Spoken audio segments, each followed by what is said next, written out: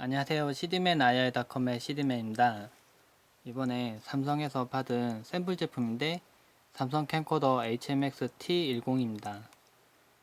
지금 중저가로 모델로 지금 나와서 지금 상당히 사람들도 검색을 많이 해보고 지금 관심을 모으고 있는 캠코더인데요. 크기가 작아서도 쉽게 들고 다닐 수 있고 실제로 비교를 해보면 여기 아이팟 터치가 있는데 네, 아이팟 터치보다 이게 높이는 더 작고, 네, 높이는 아무래도 넓이는 좀 차이가 있겠지만은 폭도 좁고요. 네, 앙증맞은 크기에 쉽게 손정등처럼 들고 다닐 수 있는 그런 캠코더입니다. 지금 보면 오른쪽 부분에 이렇게 손을 걸고 이렇게 끼우는 스트랩처럼 이렇게 끼우는 그런 부분은 없고요. 대신에 좀 가볍게 들고 다닐 수 있도록 뒤쪽에 지금 끈이 있습니다. 여기다 손을 넣고 고정시키고요. 이렇게 들고 다닐 수 있도록 되어 있습니다. 그래서 뭐 잃어버리거나 뭐 떨어뜨리거나 하는 걸 방지할 수 있고요. 이 부분에서는 지난번에 외형에 이어서 이제 좀 자세하게 세부 설명 한번 해보겠습니다. 지금 샘플 제품이라고 지금 뜨죠.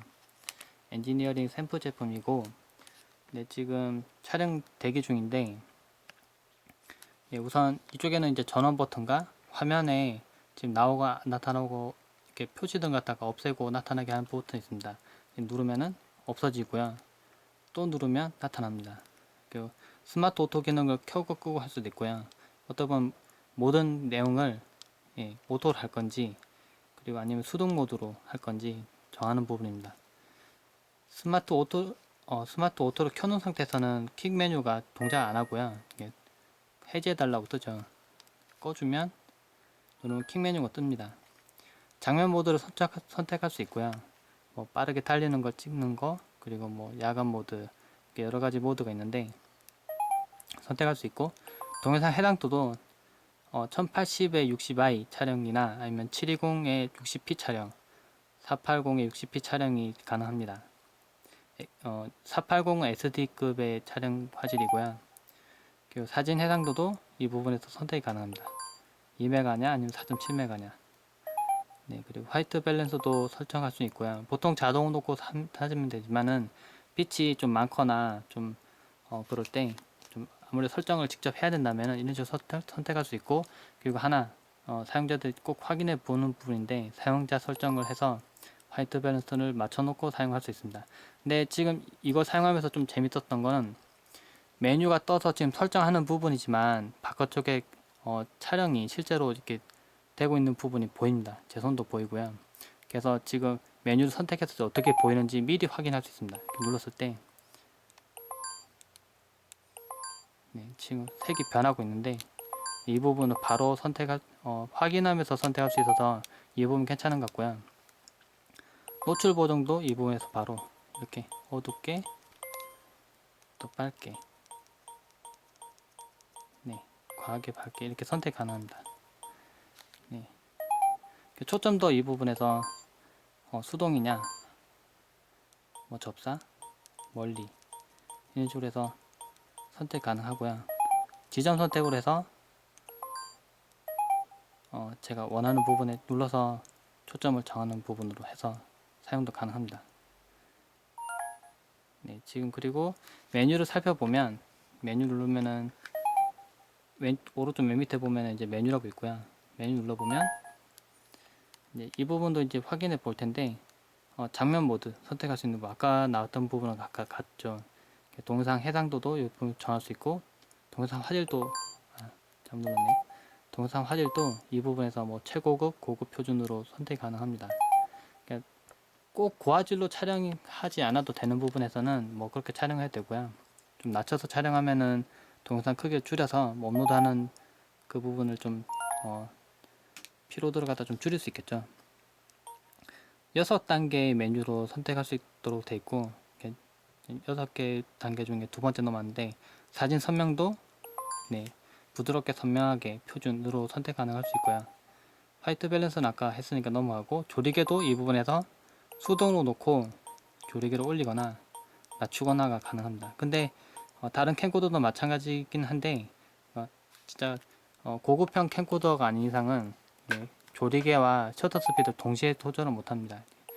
수동을 놓고 수동 놓고 만약에 조리개를 좀 조여놓은 상태에서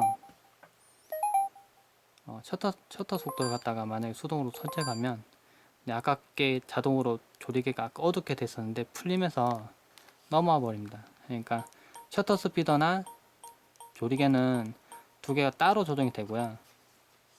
동시에 같이 조절을 할 수 없도록 그렇게 되어 있습니다. 아무래도 자동에서의 품질 때문에 그렇고요. 사용자들이 실수할 수 있는, 미스할 수 있는 부분을 줄이기 위해서 그렇게 되어 있습니다. 다음 부분 보면 이제 노출 보정도 가능하고요. 네, 그리고 슈퍼 C나이트라고 해서 지금 뭐 해제를 해놓으면은 나이트가 이거 니트네요. 해제, 일반, 고급이 있는데 만약에 어두운 환경에서 촬영할 때는 이제 일반으로 두면 어두운 부분을 아무래도 조금 더 밝게 하려고 캠코더가 빛이 적게 들어왔어도 반응을 더 해서 좀 밝게 나오게 됩니다. 고급을 하면 진짜 어두운 부분 빛이 거의 없을 때 이 부분을 통해서 촬영 가능한데, 근데 한 가지 알아둬야 될 거는 아무래도 빛이 없는 상태에서 빛을 일부러 반응을 하도록 해서 센서가 반응을 하는 겁니다. 그래서 이거 갖다가 고급이나 일반도 해놓은 상태에서 캠코더를 좀 빠르게 움직이면 빛이 부족한 상태에서는 이렇게 움직이면 좀 끊어지는 듯한 이렇게 좀 잔상이 좀 많이 남는 그런 영상을 볼 수도 있는데요. 그 부분은 이제 어쩔 수 없는 부분이긴 한데, 그러니까 이렇게 생각하면 됩니다. 디카로 사진 찍는데 빛이 부족한데 흔들면서 찍는 겁니다. 삼각대 고정하지 않고 흔들게 찍으면 당연히 흔들려서 찍히겠죠. 캠코더도 마찬가지입니다. 그래서 고정된 상태에서 뭐 달 사진을 찍거나 달 표면을 찍거나 뭐 그럴 때는 고급이나 일반을 사용해 보면 하는데, 그러지 않을 때는 해제 놓고 사용하는 것도 괜찮고요. 해제 놓는 게 오히려 어두운 부분은 어둡게 표현하고 밝은 부분을 밝게 표현해서 좀 더 나은 화질을 볼 수 있습니다. 특별한 경우 때만 일반이나 고급을 사용하면 되겠고요. 그리고 역광 보정은 이제 잘못 눌렀네요. 역광 보정은 만약에 사람이 빛 뒤쪽에 서 있을 때, 빛을 비추고 서 있을 때 얼굴이 제대로 안 보일 때가 있습니다. 그때 이걸 설정해 주면 어두운 부분을 자동으로 밝게 만들면서 그 부분을 갖다가 보이도록 그렇게 해줍니다. 그리고 초점 같은 경우에 아까 설명했었죠. 이제 지점 선택으로 지금 되어 있는데 자동으로 바꿔 놓겠습니다. 이제 네 번째 메뉴 들어가면 손 떨림 보정 기능, OIS로 되어 있는데 지금 설정으로 되어 있습니다. 꺼두면 이제 손 떨림 부분을 갖다가 좀 방지를 못 하겠죠. 특수 효과 같은 경우는 흑백 바로 적용되죠. 세피아, 반전 이런 식으로 해서 좀 특별한 영상을 찍고 싶을 때 가능하고, 페이더 같은 경우는 이제 가장자리 부분에 이제 잘리는 부분에 이제 들어가는 부분인데, 뭐 시작할 때 그 부분이 시작되도록 할 수도 있고 끝 부분 넣을 수도 있고 시작과 끝 부분을 넣을 수도 있습니다. 좀 동상이 끝나고 끝날 때, 시작하고 끝날 때 좀 독특한 효과를 놓고 싶을 때 그렇게 가능하고요. 확대 접사 촬영도 가능하고, 다시 넘어가면 이제 연사도 됩니다. 사진 같은 경우에 이제 연사를 해놓으면은 이제 한번 눌러서 찍었을 때 연달아서 한 여러 장을 탁탁탁 찍어버립니다. 그게 싫은 분들은 이제 해제해놓고 사용해도 되고요. 바람 소리 제거도 설정할 수도 있고 끌 수도 있습니다. 디지털 줌은 켜놓고 사용해도 되고 꺼놓고, 뭐 디지털 줌 화질이 아무래도 어떤 디지털 캠코더 쓰더라도 디지털 줌은 좀 화질이 떨어지겠죠. 그래서 일부러 끄고 사용하는 경우도 있는데 저 같은 경우도 끄고 사용합니다, 보통은. 그리고 세이브 타이머도 이 부분에서 뭐 10초라든 해지라든 이렇게 가능합니다. 마지막 부분에서 이제 바로 보기를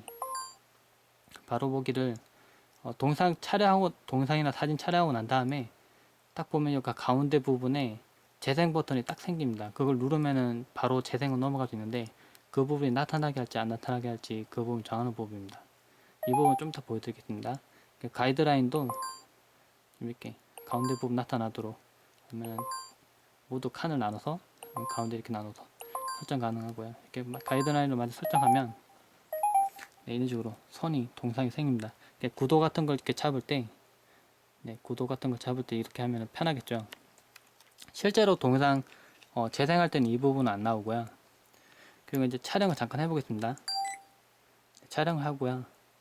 촬영 끝내면 가운데 이렇게 재생 버튼 잠깐 생깁니다. 아까 그 말했던 그 부분이고요. 이걸 누르면 바로 재생 모드 넘어가고 바로 재생이 이렇게 됩니다. 이런 식으로 재생되도록 되어 있고요. 그리고 줌 같은 경우는 이제 이 정도 속도로 가까이 있는 부분에 촬영했기 때문에 이제 줌을 당겼을 때 좀 어긋나는 부분 생기는데 이 정도까지만 당길 수 있네요. 아무래도 최소 거리에 이제 줌 되어 있기 때문에 줌을 당기고 줄일 때 부드럽게 넘어가고요. 천천히 당기면 천천히 지금 당기고 있습니다. 천천히 당기거나 천천히 밀 때도 미세하게 움직이게 손을 갖다가 미세하게 움직이면 그 부분에 동작하도록 되어 있었고 빠르게 고속 줌으로 사용도 가능합니다. 보면 줌이 올라갈 때 처음에 빨리 올라가고 천천히 올라가도록 그렇게 되어 있어서 멀리 당겼을 때 이제 줌이 너무 빨리 당겨지면 흔들리는 부분이 생기는데 이제 그런 부분을 좀 줄이도록 되어 있었고, 그리고 줌을 갖다 올리고 내리고 할 때 줌 소음이라고 해야 되나요? 그 렌즈가 움직일 때 줌 소음은 거의 안 들리는 그렇게 되어 있어서 캠코더 역할은 제대로 하고 있는 걸로 지금 보입니다. 그리고 구도 같은 거 안 보이게 구도에 있는 이제 글자들을 안 보이게 가능하고, 그리고 이제 또 설명드릴 만한 부분이 지금 촬영하고 있다가 지금 보면은 이 위쪽에 지금 버튼이 있는데 지금 이걸 사용하면서 지금 하나 느꼈던 거는 줌을 이렇게 움직이다가 사진 버튼이 보통 뒤쪽에 있습니다. 이 부분에. 그래서 이렇게 움직이면서 이렇게 부분을 눌러서 찍고 다시 줌을 움직이고 누르고 찍고 이런 식으로 되어 있는데 지금 포토 버튼이 지금 아래쪽에 달려 있습니다. 검지를 옮겨서 눌러서 촬영해도 되지만 이렇게 촬영해도 되지만 근데 줌을 움직이다가 손 이 안쪽 부분 이용해서 이렇게 눌러서 바로 촬영도 가능합니다. 손가락을 굳이 줌 움직이다가 손을 움직이지 않고도 촬영 가능하도록 되어 있었고, 이 부분 조금 익숙해지면은 좀 쉽게 촬영이 가능할 것으로 보입니다. 그리고 이제 그 전에도 설명드렸지만 이제 손을 갖다가 잡을 때 이렇게 좀 편하게 잡을 수 있다는 거. 보통 캠코더 사용할 때 이제 딱 켜고 이거 액정 같은 부분을 갖다 이렇게 살짝 돌려놓게 되는데 보기 편하게 돌려놓게 되는데 돌리지 않고 이렇게 잡더라도 각도가 맞아서 촬영이 가능하다는 점. 대신에 촬영할 때 이제 반대로 이제 이렇게 잡다가 만약 바닥에 놨을 경우에는 아무래도 렌즈가 위쪽을 찍고 있습니다. 이렇게 20도 각도 기울어져서 위쪽 찍고 있기 때문에 정면을 찍기 위해서는 뒤쪽에 뭔가 이렇게 놓거나 이렇게 손을 잡아야 됩니다. 반대로 이렇게.